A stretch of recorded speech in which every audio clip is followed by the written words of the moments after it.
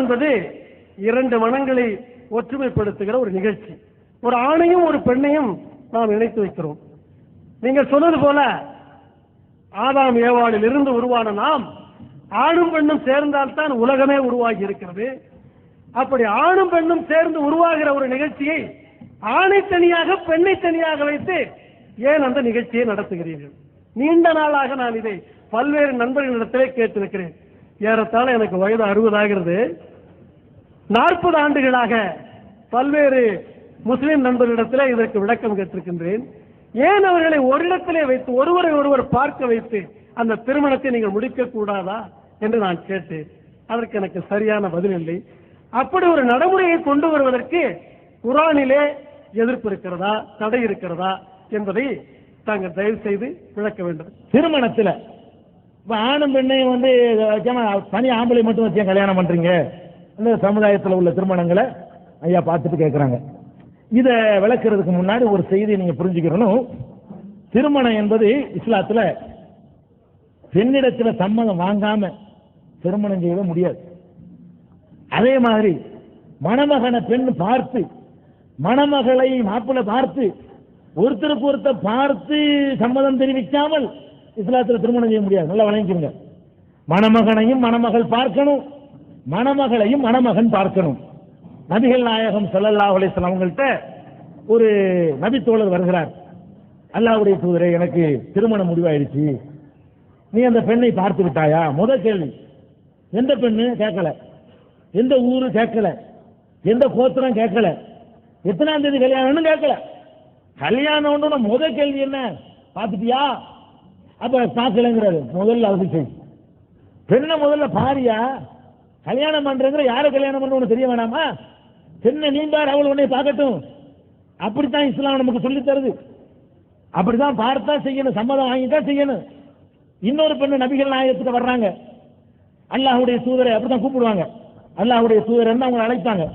அல்லாஹ்வுடைய தூதரே, என் தந்தை எனக்கு மனமுடித்து வைத்து விட்டார், மணமகனை எனக்கு பிடிக்கல, என்னிடத்துல கேட்கல, சம்மதம் வாங்கல, நான் என்ன செய்ய? அப்படியே நடந்தது. திருமணம் செல்லாதுன்னு உடனே ஜட்ஜ்மெண்ட். அடுத்த நிமிஷம் ஜட்ஜ்மெண்ட். உன்னிடத்துல கேட்காமல் திருமணம் நடத்தப்பட்டிருந்தால் அந்த திருமணம் செல்லாது. அவங்க தான் ஆட்சி தலைவர், அவங்க செல்லாத செல்லாது, அவ்வளவுதான். உடனே இந்த பெண்மணி சொல்றாங்க, இல்லை, நான் அவரோட வாழ்க்கை நடத்துறேன், பெண்களுக்கு இதுல என்ன உரிமை இருக்குன்னு உலகத்துக்கு சொல்றதுக்காக நான் வந்து கேட்டேங்கிறாங்க. அவங்க அந்த பெண்மணியை பாருங்க, எவ்வளவு பொதுநல நோக்கொண்டு. அவங்க சொல்றாங்க, நான் அவரோட வாழ்க்கை நடத்திக் கொள்கிறேன், நீங்க திருமணத்தை ரத்து செய்ய வேண்டாம். திருமண வாழ்க்கையில் தங்களுடைய வாழ்க்கை துணைவனை தேர்வு செய்வதிலே பெண்களுக்கு எவ்வளவு பெரிய பங்கு இருக்குது என்பதை உலகத்துக்கு சொல்வதற்கு தான் இதை கேட்டேங்கிறாங்க. இது நேற்று நடந்தது இல்லை, 1400 வருஷத்துக்கு முன்பு இது பெரிய புரட்சி. இது ஒரு நாள் வந்து பேச முடியாது. பெண்ணுக்கு ஆன்மா இருக்குதான்னு சர்ச்சை பண்ண காலம் இது. பெண்ணு ஆடு மாடு மாதிரி தான் பெண்களை கருதணுமே தவிர ஆம்பளைக்கு இருக்கிற மாதிரி ஆன்மா இருக்குதுன்னு அவங்களை நினைக்கல. ஆன்மா இருக்குதான்னு சர்ச்சை பண்ணியிருக்கான், பட்டிமன்றங்கள் நடத்திருக்காங்க அந்த காலத்துல. அப்படிப்பட்ட காலகட்டத்தில் ஆன்மா இருக்குதான்னு சர்ச்சை பண்ண காலத்துல பெண்ணிட்ட கேட்கறதுன்னா என்னடா கல்யாணம் ரத்து பண்றேங்கிறாங்க. திருமணம் வாழ்க்கை ஒப்பந்தம்னு சொன்ன மார்க்க இஸ்லாம். வாழ்க்கை ஒப்பந்தம்னா என்ன? ரெண்டு பேருக்கும் புரியணும் ஒப்பந்தங்கிறது, ரெண்டு பேரும் விரும்பணும். விரும்பாத ஒப்பந்தம் செய்ய முடியுமா? அப்படி சொல்லக்கூடிய ஒரு மார்க்கம். அதனால திருமணத்தில் பெண்ணுடைய எந்த உரிமையும் பாதிக்கப்படவே இல்லை. என்ன இஸ்லாம் அதை கருதுன்னு கேட்டா, ஒரு சபையில் அவன் போய் பொம்பளை முன்னாடி போய் பார்க்கறது, முன்னாடி பார்க்கறது ஆட்சேபனையெல்லாம் கிடையாது.